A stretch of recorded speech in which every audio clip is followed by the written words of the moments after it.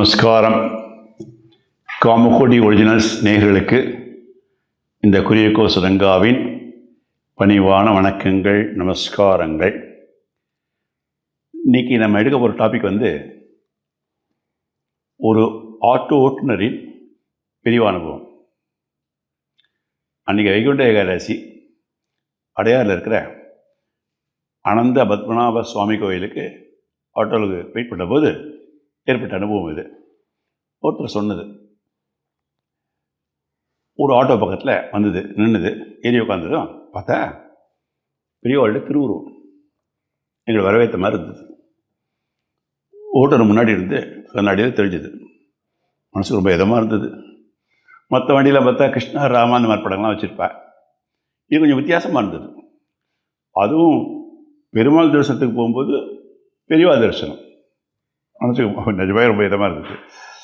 அந்த படத்துக்கு ஜாதி மல்லியில் அழகாக அலங்காரம்லாம் பண்ணியவர் வண்டி பரப்புறதுக்கு முன்னாடி பெரிய படத்தை 2 கையிலையும் தொட்டு ஒத்துண்டார்.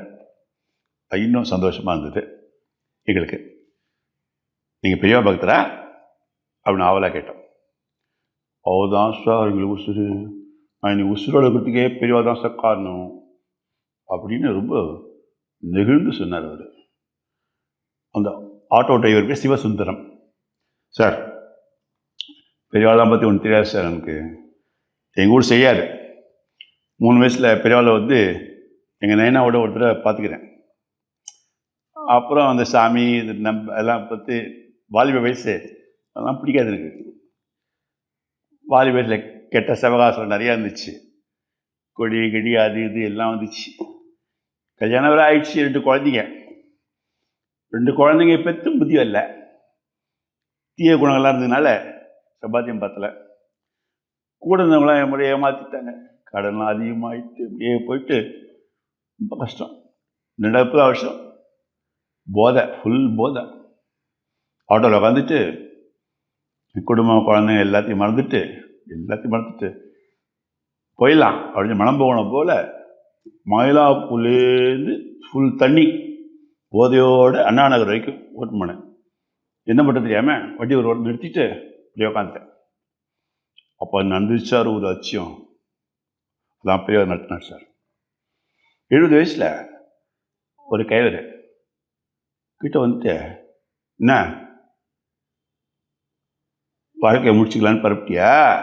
அதெல்லாம் வேணாம், எனக்கு காஞ்சிபுரம் போ, அங்கே சங்கரமடம் இருக்குது, அங்கே போய் உன் குறையெல்லாம் போய் சொல்லு, இந்த பணத்தை வச்சுக்க அப்படி சொல்லி ஒரு 1000 ரூபா கொடுத்தார் சார். கொடுத்து மாயமாக மறைஞ்சு போயிட்டார். என்னால் அந்த அனுபவத்தை ஜீதிக்க முடியல. நல்லா அடிச்சுக்கிறோம், ஃபுல்லாக ஒரு போதை தான் பொழுது, மயக்க கோளாறு பொழுது அப்படின்னு நினச்சி பார்த்தா கையில் 1000 ரூபா நோட்டு இருக்குது. ஒரு எங்கே தேடி கிடைக்கல. வீட்டுக்கு போய் நடந்ததெல்லாம் மணிக்கிட்ட பஞ்சாயத்துகிட்ட சொன்னேன். ஐயோ, அந்த நினைப்போட போடுங்க, தெய்வம் தான் குடும்பத்தை காப்பாற்றிக்கிட்டு அப்படி பெருமூச்சு விட்டா. மறுநாள் காஞ்சிபுரம் போனேன். அப்படியே மரத்தை விசாரிச்சுக்கிட்டே போனேன். அங்கே தெய்வம் ஒரு அருள்புண்ணியத்துக்காக காத்துட்டு இருக்குதுன்னு நினச்சிட்டு பார்த்தா பக்தரோட போனேன் கூட. அவங்க துளசி மரத்துக்கு பார்த்தா பெரியவா வந்தார். சென்னை என்னை பார்த்து இப்படியே கருணையாக பார்த்த மாதிரி இருந்துச்சு. காப்பாற்றுற தெய்வம் அவர் தான் அப்படின்னு வட்டமாக தெரிஞ்சு போச்சு. எனக்கு புரிஞ்சுக்கிச்சு. உணர்ச்சி வசப்பட்டு அழுதேன். கண்ணீர்லாம் அழுது, ஆனந்த கண்ணீர், சோகம் எல்லாம். சாமி, உங்களை எப்படி கும்பணுன்னு கூட தெரியல சாமி. எனக்கு மனசு குழல் அழுகினே இருந்தேன். அது ரொம்ப லேட் ஆயிடுச்சுன்னு சொல்லிட்டு பறக்க விட்டேன். ஆனால் நான் திரும்பி வரும்போது அந்த கெட்ட குணம்லாம் போயிட்டு நல்ல குணம்லாம் வந்த மாதிரி ஏதோ ஒரு ஃபீலிங். இது ஏதோ ஒரு மாதிரி தெரிஞ்சுக்கணும். எனக்கு பிடிச்சிச்சு. இல்லை தேசி தண்ணி அடிக்கணும் தோணல, ஒன்றுமே தோணல, மொத்தமாக மாற்ற தோணுச்சு. அப்புறம் கொஞ்ச நாளில் கடன் சுமையெல்லாம் குறைஞ்சி போச்சு. எப்போ நினச்சாலும் திடீர்னு படிச்சுட்டு காஞ்சிபுரம் போயிடுவேன். என் ஃப்ரெண்ட்ஸ்லாம் கெட்ட பழக்கத்தில் இருந்தாங்கள, அவங்களையும் மாற்றி விட்டேன். எல்லோரும் பெரியவாளை மார்க்கத்தில் கூப்பிட்டு போயிட்டு அவங்க குரூப்பாக போவோம். என் பார்ட்னர் பேர் சிவனாண்டி, அந்த பேர் தான் எனக்கு வச்சாங்க. அந்த சிவாங்கிற பேரை எடுத்தினேன். அப்படி சுந்தரம் அழகாக இருந்துச்சு. அதை சேர்த்துட்டு சிவசுந்தரம்னு ஆள் மாறின பேரையை மாற்றிவிட்டேன். புது வாழ்க்கையை கொடுத்த அந்த பெரியவாளுக்கு இன்னைக்கு பூஜை செஞ்சுட்டு வரேன் சார். என் பொண்ணு பாருங்க காலேஜ் படிக்குது, இப்போ பையன் +2 படிக்கிறான். சிவன் தான் பெரியவா எனக்கு புது வாழ்வு அழிச்சது. சிவன் சார் வருது கலாட்சம் அப்படி இப்போ சொல்லி ஒரு பெரிய சரித்திரமே சொல்லிட்டார் கதையை.